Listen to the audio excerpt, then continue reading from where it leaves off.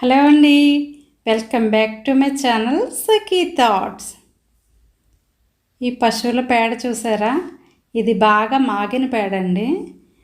అయితే ఆవు పేడ గేదె పేడ కలిసిందనమాట. అంటే పాకల దగ్గర బాగా అడుగున మాగిపోయి ఉంటుంది కదా, అదనమాట. ఇది మన మొక్కలకి ఇస్తే కనుక మంచి ఎరువుగా అయితే పనిచేస్తుంది.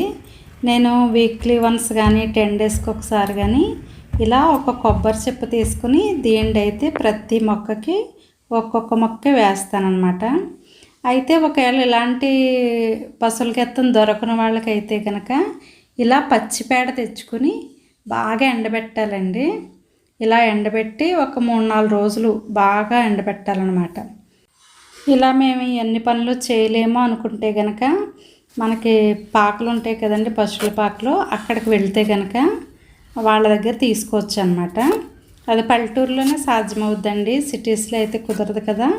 దాన్ని బట్టి మనకి ఎక్కడ అవైలబుల్గా ఉంటే అక్కడ తెచ్చుకోవచ్చు. అయితే ఇది మొక్కలకైతే చాలా బాగా పనిచేస్తుందండి.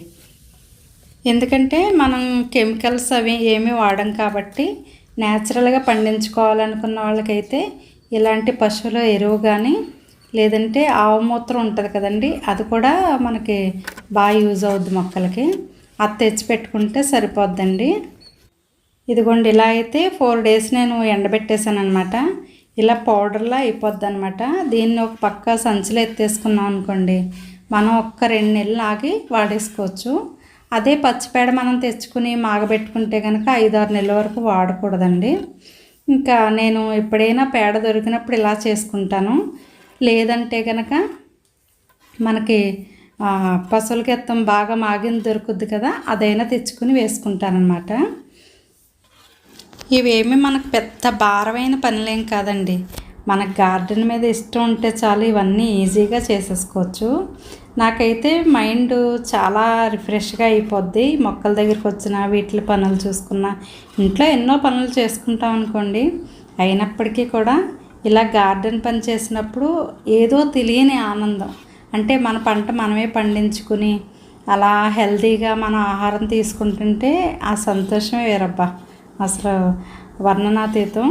ఫస్ట్లో అయితే నాకు కూడా అనిపించేదండి, ఇవన్నీ పనులు చేసుకుని ఇవన్నీ మొక్కలు పెంచడం అవసరం, ఏదో కావాల్సిన ఒక పావు కేజీ కూరగాయలు కొనుక్కొని ఆ పూటకు వండేసుకుంటే బెస్ట్ కదా, ఇవన్నీ బాధలు మనం అవసరం అనిపించేది అనమాట. అయితే ఈ రోజులను బట్టి బాగా కెమికల్ ఎక్కువైపోయింది కదండి, మరి హెల్తీగా ఎవ్వరు కూడా రోగాలు లేకుండా ఉండలేకపోతున్నారు. సో మనం చేసేది మనం చేసుకుని తర్వాత భగవంతుడిని అడిగామనుకోండి, ఆరోగ్యం ఈ దేవుడా అని, అప్పుడు ఆయన కూడా కాస్త సపోర్ట్ చేస్తాడు. అంతే తప్ప మనమేమో కెమికల్ ఉన్నాయన్నీ తినేసి రోగాలు వచ్చేసినాయని దేవుడా అని ఏడిస్తే ఆయన మట్టుకు ఏం చేస్తాడు చెప్పండి. ఇంకా నేను ఉదయం సాయంత్రం అయితే ఇలా మొక్కల మధ్యలో వాటిని చూసుకుంటా, ఎక్కడ ఏ పురుగు ఏదైనా ఉందా అని వాటిని చూసుకుంటా అవి ఎలా ఉన్నాయో నేను గడిపేస్తానండి. మీతో చాలాసార్లు చెప్పాను, నాకు ఈ మొక్కల్లో ఉన్నంత ఆనందం ఇంకెక్కడా ఉండదండి. ఎందుకంటే ఏదో తెలియని మొక్కలతో అనుబంధం ఏర్పడుద్దండి. మనం ఒక చిన్న మొక్క పెట్టామనుకోండి, అది పెరిగి పెద్దదై మనకి ఫలాలు ఇస్తున్నప్పుడు చాలా మనకి మొక్కలకి మనకి చాలా రిలేషన్ మెయింటైన్ అవుద్ది అనమాట. అదైతే నేను బాగా అనుభవించానండి. నాది పెద్ద గార్డెన్ ఏం కాదు, ఈ చిన్న గార్డెన్లో అయినా ప్రతి మొక్కని కూడా నేను చాలా పరిశీలనగా పెంచుకుంటానండి. నాకు అంత ఇష్టం అనమాట. అయితే మా టెర్రస్ మీద అయితే 1000 మొక్కల దాకా ఇంకా పైనే పట్టొచ్చండి, అంత ప్లేస్ అయితే ఉందన్నమాట. కానీ నాకు ఫస్ట్ గార్డెన్ స్టార్ట్ చేసినప్పుడు ఏమైందంటే, మొక్క పెట్టేదాన్ని కానీ అది ఏంటో నీరు ఎక్కువైపోయో నీరు తక్కువైపోయో ఆ మెయింటెనెన్స్ తెలియక చనిపోతూ ఉండేదన్నమాట. అప్పుడు చాలా నిరుత్సాహపడ్డాను. ఎన్నోసార్లు పెట్టి తీసేసి అలా చాలాసార్లు అయితే నేను గార్డెన్ చేశానండి. అయితే నాకు అనిపించింది అనమాట, అందరూ కూడా పెడుతున్నారంటే ఫెయిల్యూర్ అన్నది ప్రతి ఒక్కరికి ఉంటుంది. అయితే నేను ఎప్పటికైనా దీన్ని సాధ్యం చేసుకోవాలి, ఎలా అయినా పెంచాలని కొన్ని యూట్యూబ్లో వీడియోస్ చూసి మరలా స్టార్ట్ చేశానండి. ఆ విధంగా ఈ గార్డెన్ అయితే నేను స్టార్ట్ చేసుకున్నాను అనమాట. అయితే ఈ చుట్టూ కూడా నేను కొంచెం ప్లేస్ అయితే ఉంచుకున్నానండి.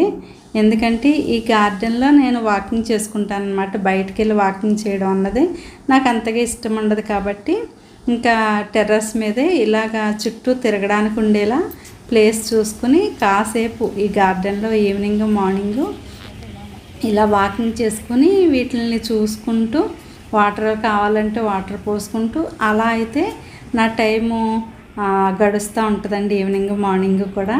కానీ ఇలాంటి చిన్న చిన్న ఆనందాలేనండి మనకి ఎంతో బలాన్ని ఇస్తాయి. మనకి పొద్దుటి నుంచి రాత్రి వరకు కూడా ఎన్నో పనుల్లో ఎన్నో చిరాకులు ఇబ్బందులు ఇలా రకరకాలుగా ఎవరో పరిస్థితులు వాళ్ళు అన్నట్టు ఉంటాయి కదా.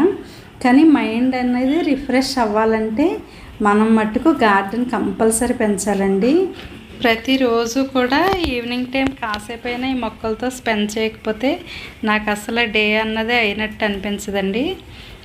నేను ఎక్కడికైనా బయటికి వెళ్ళినప్పుడు కూడా నా మనసంతా ఈవినింగ్ టైం వచ్చేసి వీటికి నీళ్లు పోయకపోతే కనుక ఇంకా మనసంతా వీటి మీద ఉంటుందన్నమాట.